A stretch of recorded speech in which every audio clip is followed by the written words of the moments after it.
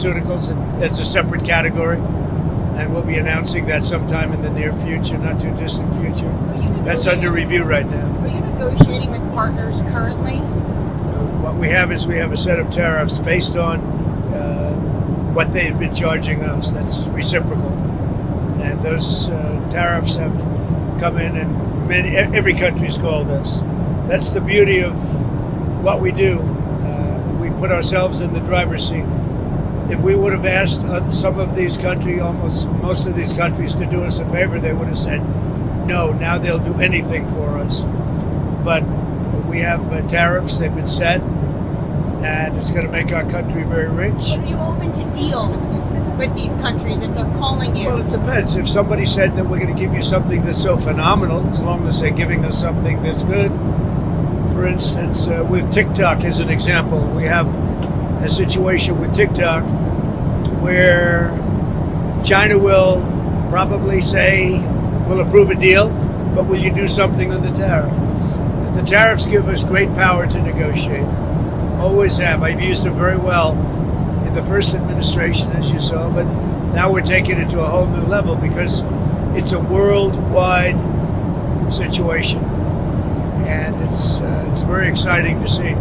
And what it's done is driven a lot of great companies to our country, and you're going to see construction starting all over. I already got a couple of calls from Lee Zeldin from Environmental. He's got some big plans to approve, like really big plans. How long will it take to get American manufacturing, to where you would like to see it? Well, let's say it's a 2-year process. You know, they start a plant, and they're big plants. We're giving them approval to also, in many cases, to build the electric facility with it. So you have electric generation and the plant, and they're big plants. Now, the good news is a lot of money for them, and they can build them fast, but they're still very big plants. So I'd always say it would take a year and a half to 2 years. Mr. President, I'm curious. They've already started some of them. Have you been following the New York City mayor's race? And specifically, Andrew Cuomo is now the front runner, according to the polls. How do you feel about that? Do you think you could have a good relationship with the mayor, Andrew Cuomo? Well, I've always gotten along with him. We had our ins and outs a little bit. We did a great job for him. Remember, we built the convention center rooms for him. He didn't use them, unfortunately. And we sent the Mercy ship. We sent the really magnificent hospital ship, and they didn't use it. But we always had a pretty good relationship. You're going to make an endorsement in that race? Well, it's not something I'm thinking about yet. Is he thinking about running? Yeah. On Russia, Ukraine, there's a Russian envoy in town for some meetings. Can you give us an update on how that's going? We do. We have an envoy from Russia. We're talking about it. We'd like to see that stop as soon as possible because thousands of people are being killed a week.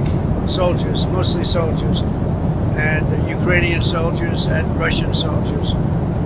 And you're losing 2,000, 3,000 sometimes a week. So we're spearheading the drive to get it done. Europe has not been successful in dealing with President Putin, but I think I will be successful. So I want to ask you about the NSC. How many staffers were let go and why?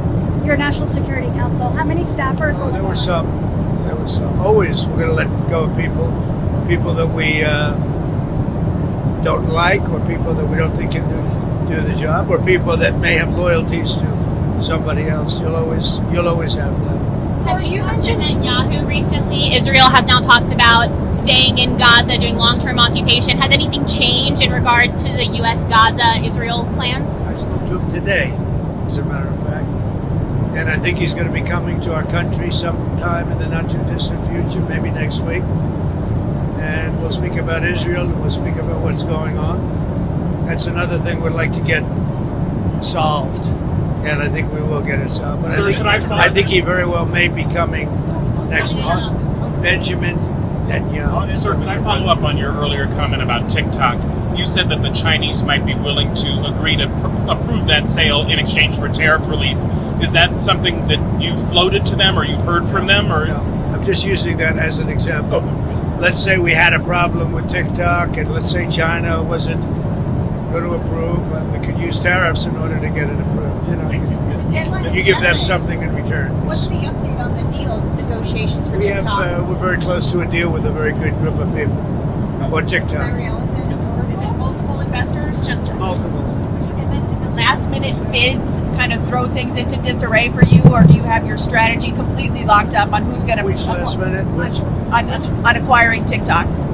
No, I think that China maybe will call and say, well, we're upset with the tariffs, and maybe they want to get something a little bit in order to get TikTok approved. Who knows? Is there plans underway to see to I have no knowledge of that, but that's the kind of thing that we're on. Can you give us any update on the Palestinian relocation plan? Are we talking to any countries? We're going to try and solve the Gaza problem. It's been a problem for many years, for many, many decades. It's been a big problem. I've met with, as you know, a lot of the hostages. It's a terrible situation. But if you notice, hostages are being released now. And that's happened only since I got involved. So we have hostages being released, quite a few, actually. You're still committed to the relocation? I'd like to get as many hostages as we can.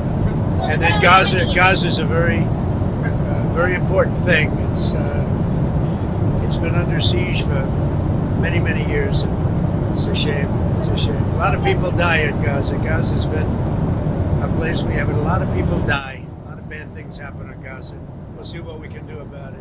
Dinner tonight. Can you tell us about it? Who's going to be there? Any leaders? So dinner tonight is sort of I have a couple of them actually, but a lot of it's based around charity. It's at Doral, and we raise a lot of money for charities. We're going to also they're having one of the big professional golf tournament there live, and that'll take place over the next few days at Doral from I guess tomorrow till. I think they have a pro-am right now, but I'll be speaking tonight. I think I'm making a speech to the players, great players, some of the best players in the world, and ultimately, hopefully, the two tours are going to merge. That would be good. I'm involved in that too, but hopefully, we're going to get the two tours to merge. You have the PGA Tour, you have the Live Tour, and I think having them merge would be a great thing. Mr. President, about the tariffs, do you have any message for the American businesses that might feel the impact of any reciprocal tariffs coming from the EU, for example, or from other countries? I think it's going to all work out. Remember, there are no tariffs if you build your plant or you build your product, make your product in the U.S.